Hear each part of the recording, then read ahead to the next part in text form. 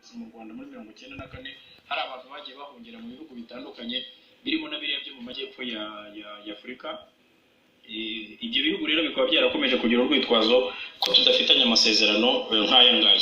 Ubwo rero ni intambwe duteye yo kuvuga ngo aya masezerano agiye gushyirwa mu bikorwa, biraza gufasha inzego zacu z'ubutabera gukora nta kigizwe urwitwazo rwo kutwima abantu dushakisha twibaza ko bakoze ibyaha cyangwa se baba bazanabikora mu bihe bizaza. Umunyamabanga wa leta muri Minisiteri y'Ubutabera yanabwiye abasenateri ko hakunze kuba ikibazo cy'uko hari abahungiye muri ibyo bihugu ariko bahawe ubwenegihugu bikanyura mu yindi nzira yo gusaba kubanza kububambura.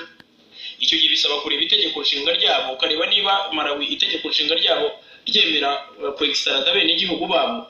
Icyo gihe bica muri process ndende yo kuvuga ngo ariko uyu muntu nubwo yabonye ubwenegihugu yabubonye abeshyi, yakoze declaration zitari zo, ntabwo yigeze ababwira ko ari umukriminere, ntabwo yigeze ababwira ko ari umuntu ushakishwa n'ubutabera. Icyo gihe rero aba yarabeshye immigration. Icyo gihe rero bica muri process yo kubanza kwamburwa ubwo bwenegihugu kugira ngo abe yakoherezwa ahangaha, cyangwa se mu kimwe yamaze guhabwa ubwo bwenegihugu. Icyo gihe dusaba Malawi kumuburanisha. Uretse ibi bihugu, Minisiteri y'Ubutabera kandi itangaza ko ikomeje ibiganiro n'ibihugu bya Zimbabwe na Mozambique kugira ngo nabyo bishyire umukono ku masezerano nk'aya. Bigomba kuba n'ibyaha mu mategeko y'ibihugu byombi.